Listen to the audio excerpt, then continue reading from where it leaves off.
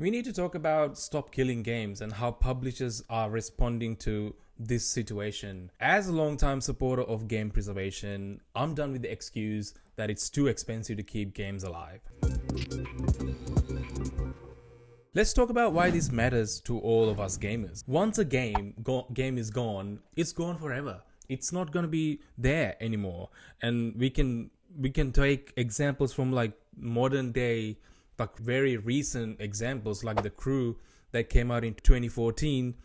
Ubisoft just decided to remove from sales and shut down the servers in 2024, even for solo play.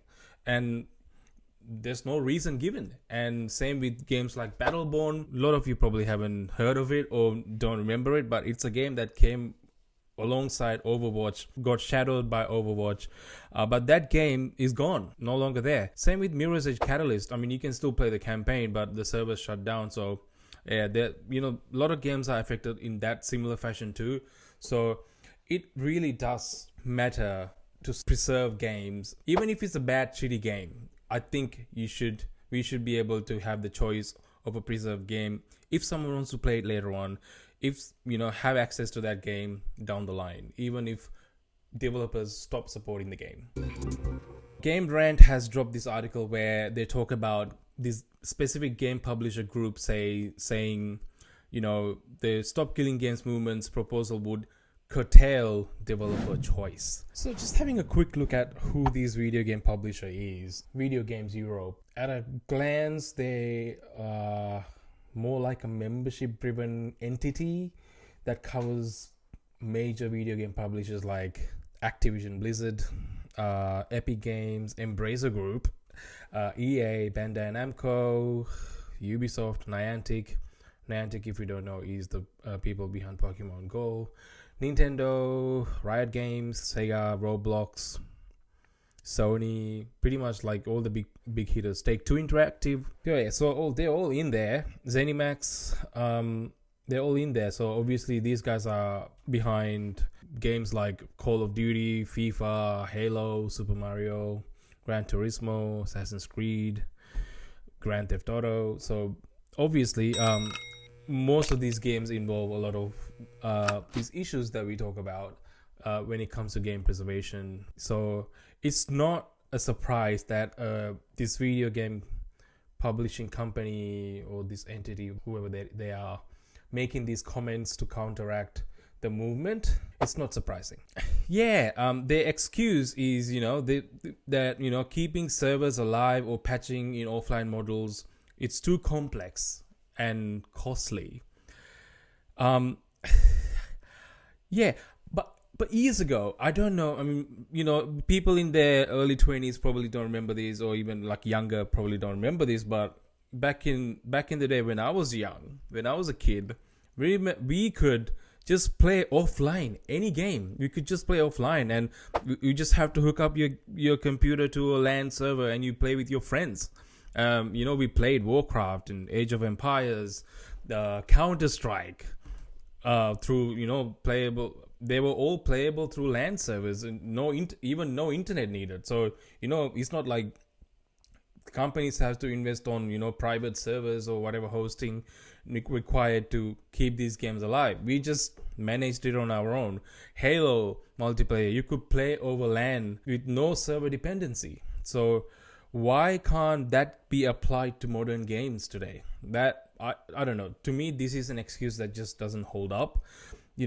Back then, you owned your game and you didn't rely on someone else's servers to keep it alive. You could just, if you really wanted, you could still play it with your friends over LAN servers, and that's still an option today. Should developers choose to use that? That makes me wonder what's changed. Shift towards always online, DRM, digital rights management software, I think, which I guess is fine because you don't want people to pirate these games. The always online part has been really infecting games lately, even with single player games, right? I think this Stop Killing Games movement is like a good call to action in that front as well, because then developers will think twice about these things. And modern games are intentionally built not to function without servers for no reason whatsoever.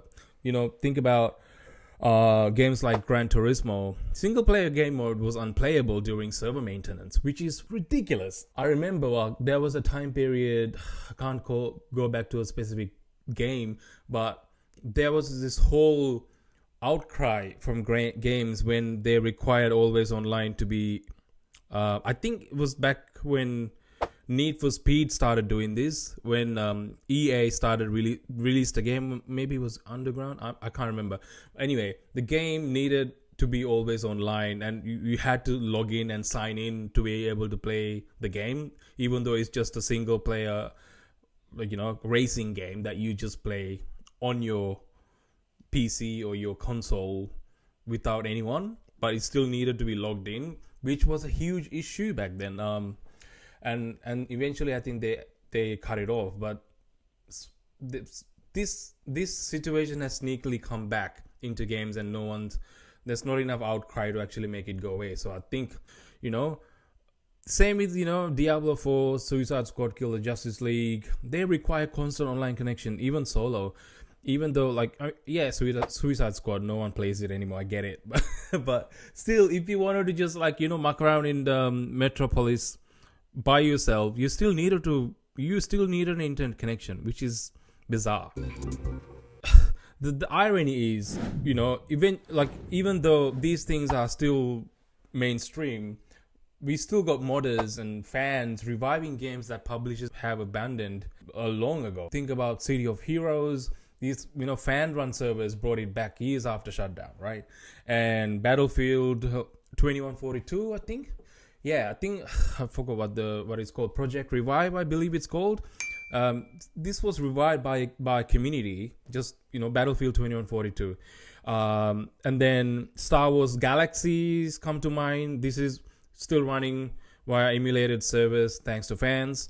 These are all modding community and fans reviving the games that they want to play. And if volunteers like this with day jobs can do it, I'm pretty sure billion-dollar publishers have no excuse. The real cost of not preserving games is huge. When publishers shut down games, we lose pretty much a part of gaming culture and history. Imagine a classic movie like Blade Runner or Indiana Jones or The Godfather just disappeared forever. Can you even think about it? But it happened in games. This is not a full game, but do you guys remember PT, which was a Silent Hills demo that came out on PS4? But it got pulled from the PlayStation Store after a while, and it's just lost to time. I've seen PS4 still had the game demo installed, selling for thousands of dollars because the game is still there. And I remember I downloaded it, I played it, but I deleted it thinking I can just if I come back to it, I can just download it again. But then once they removed it from PlayStation Store, you couldn't download it, which was insane to think about. Why? And Scott Pilgrim vs. the World, the game, was removed from digital stores, but because there was a lot of fan outcry, they brought it back. This needs to happen more frequently, and this needs to happen now. Publishers is excusing this to limiting creativity, but it doesn't. Developers can still innovate and plan for eventual preservation, and there's a lot of examples for these as well. Minecraft, fully playable online, servers hosting supported, just like an old school game. That's a game done right. What else is Stardew Valley supports modding and local play. One dev made that happen. So I don't understand why these big time publishers can't do it. All I have to say is game preservation, the way you need to look at it is it's not something that such a burden, but preservation is basically just good planning. It doesn't kill creativity, it actually protects it. So that's the way to look at it. Let's be real, it's about control, not cost. Publishers want to control the life cycle of games to force upgrades, remakes, or even new purchases. NBA and a lot of the sports games are a culprit of this. All the titles have their servers shut down within within as small as 2 to 3 years. So the fans of these games are forced to buy the newer title because they pretty much come out every year.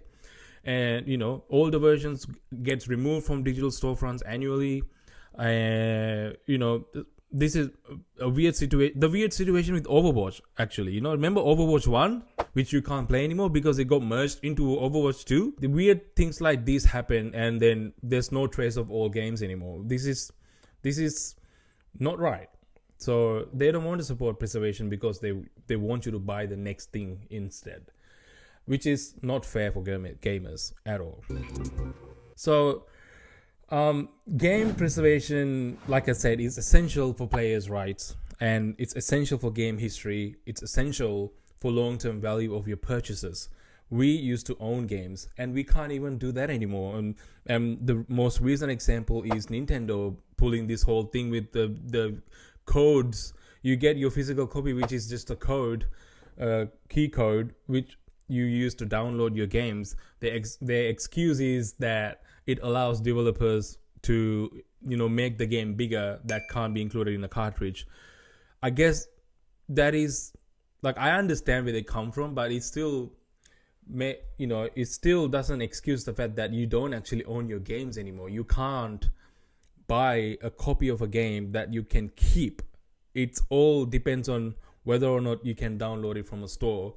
If they decide to remove it, it doesn't matter whether you have a key code, you just won't have that game anymore. With Nintendo Switch 2, you can't even own the console, because basically Nintendo owns your console even if you buy them, because if you just use it, if you just jailbreak it or whatever, they can just brick it and you can't use it. I don't know how this makes sense and how this is allowed. We need to start supporting devs and publishers who enable offline modes, LAN play, modding, and server tools more, and then join movements like Stop Killing Games rather than making an excuse and saying that it's not going to work. That's what a movement is about. Stop Killing Games is a movement. It's a first step towards something that will eventually happen. So you can't obviously have all the answers. This is just trying to get signatures so they can get in front of EU or wherever they need to go to get this movement going.